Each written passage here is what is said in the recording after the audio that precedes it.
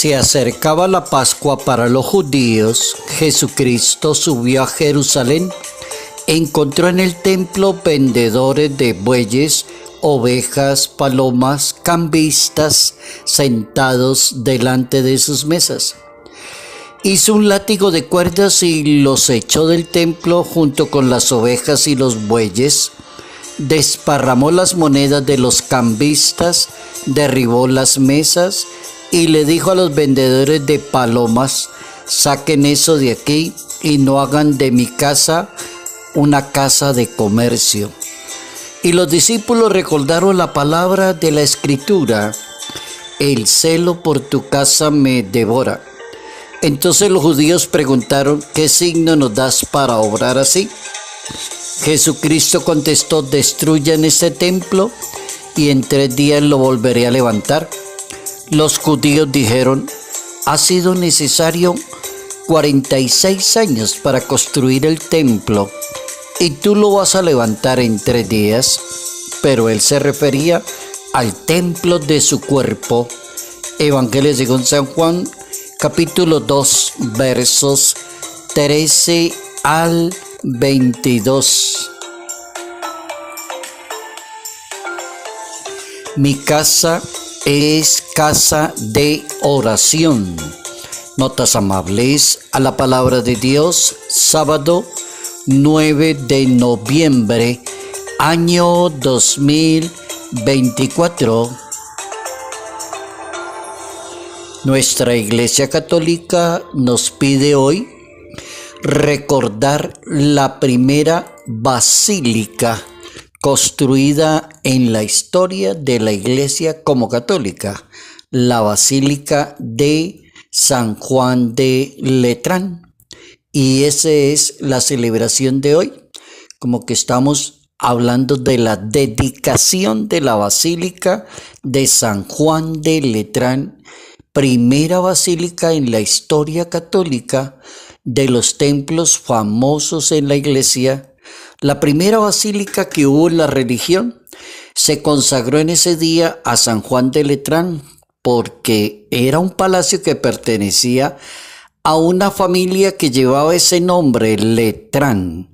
El emperador Constantino fue el primer gobernante romano que le concedió a los cristianos el permiso para construir templos y le regaló al romano pontífice de la época el Palacio Basílica de Letrán, que el Papa San Silvestre convirtió en templo y lo consagró en el año 324.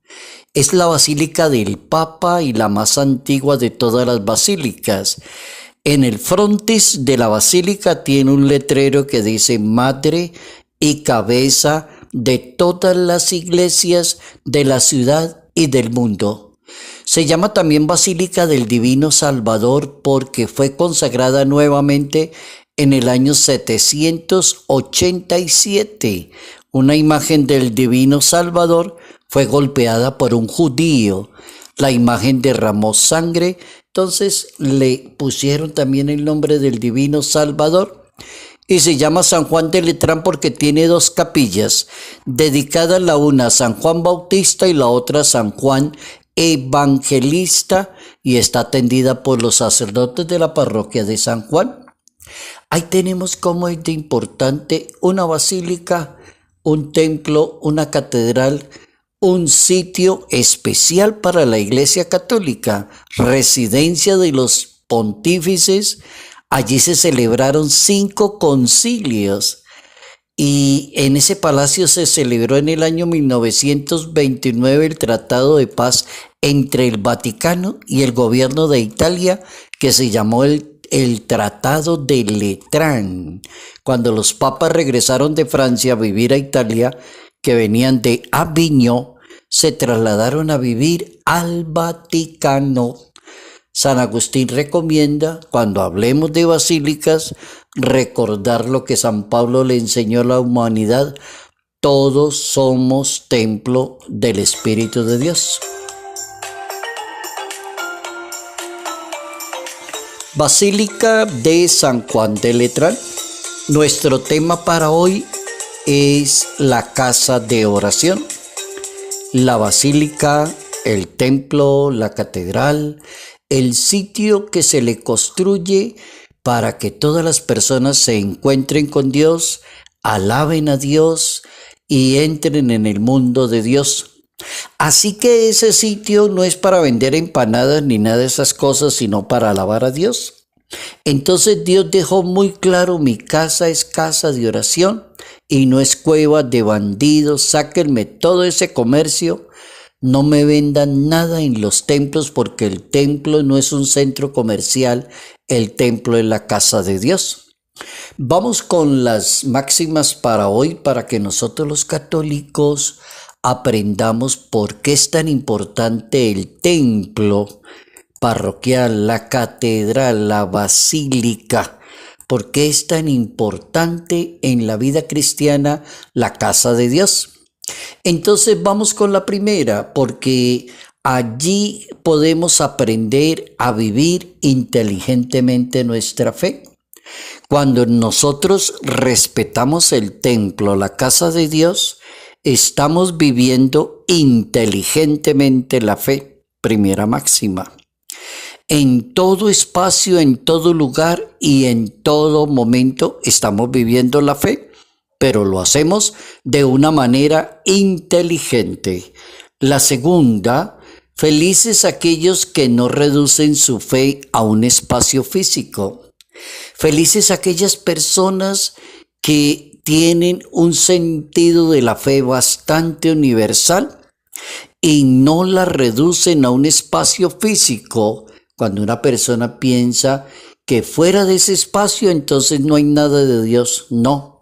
El apóstol San Pablo dice: recuerden que todos somos templo del Espíritu de Dios.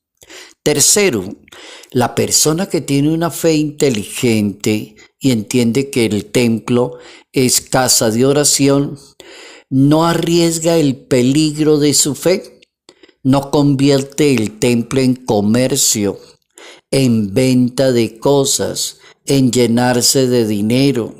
Me voy para la iglesia a vender empanadas allá al frente. No, no es eso. La casa de Dios es la casa de Dios. Entonces por eso es tan importante el templo, así como el templo de Jerusalén fue tan importante y los judíos le dijeron a Jesucristo: si tardamos tanto construyendo este templo, es decir, cantidad de años, como que 46 años para construirlo, y usted dice que lo va a tumbar y en 3 días lo va a levantar. Y él hablaba de la resurrección del templo del Espíritu de Dios, que es su propio cuerpo. Interesante hoy que aprendamos a ver en nosotros los católicos: mi casa es casa de oración y no es un centro comercial, el templo católico.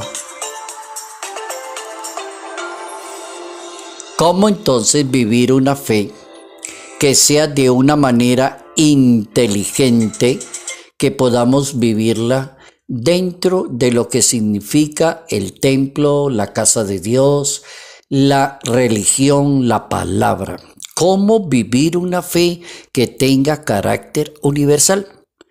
La respuesta es bastante sencilla y muy sabia. Una fe que esté centrada en Dios. Eso es lo primero que debe tener la fe. Cuando una fe está centrada en Dios, no entra en conflicto con el templo, ni con el espacio, ni con el terreno, sino que la persona ya tiene una fe muy bien formada.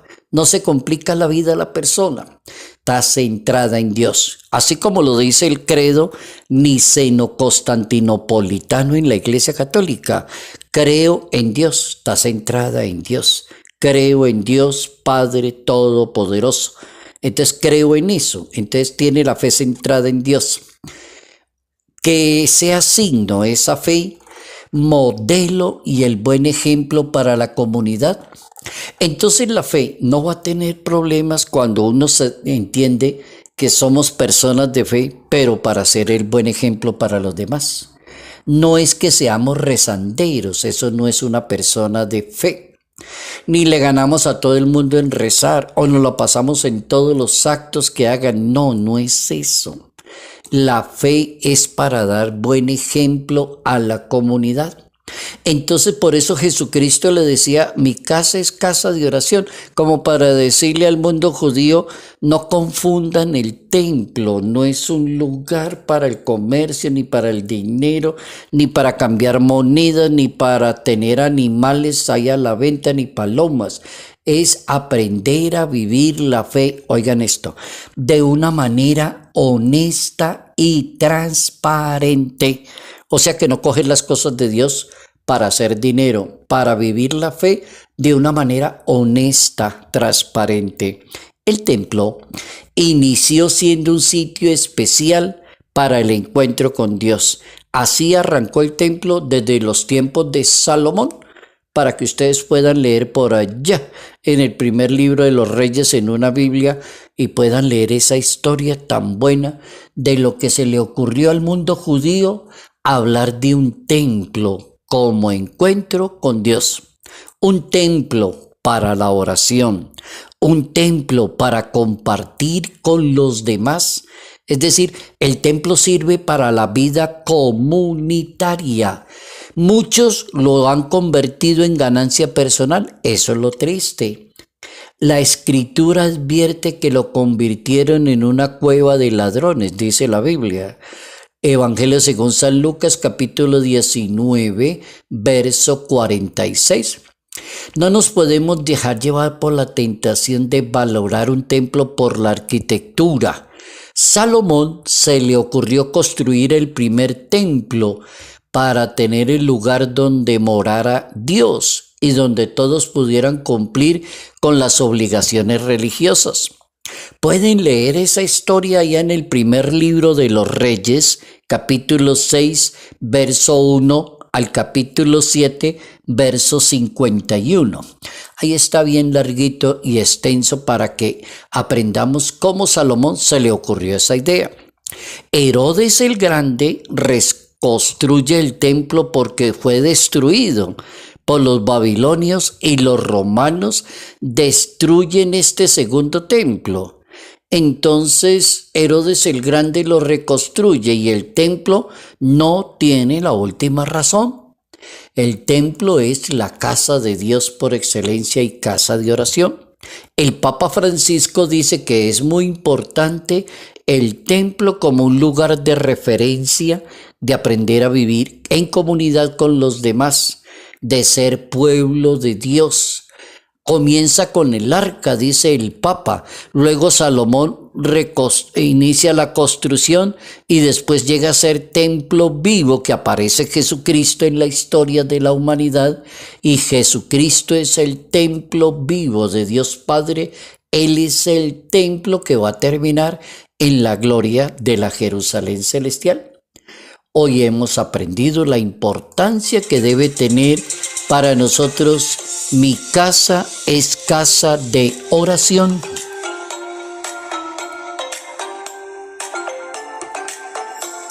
Felices aquellas personas que sepan vivir inteligentemente su fe y no utilicen el templo como una ganancia personal, sino en lugar de oración y vivir en comunidad con los demás. Salud, paz y bendición. Bendición en el nombre del Padre, del Hijo y del Espíritu Santo. Padre Jairo Yate Ramírez, Arquidiócesis de Ibagué.